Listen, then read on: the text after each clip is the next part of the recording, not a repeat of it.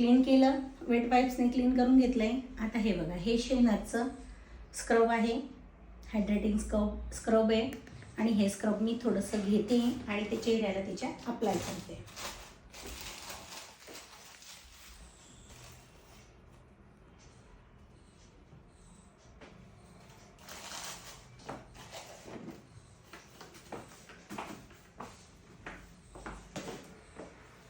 हे बघा, स्क्रब मोडून घेतलं मी. आणि स्क्रब मोडल्यानंतर शेनाचं हे हायड्रेटिंग स्क्रब आहे, राईस स्क्रब आहे.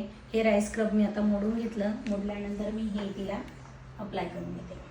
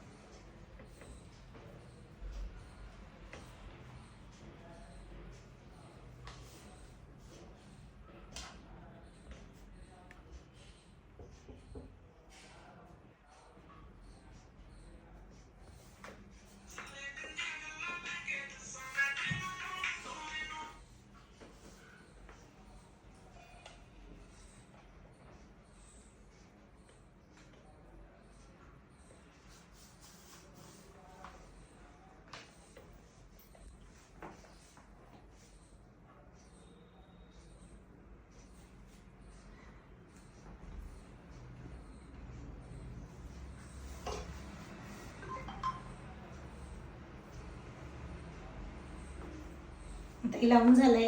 आपण 5 मिनिटानंतर याला पुसून घेऊया आणि मग आपण पुढची स्टार्ट करू.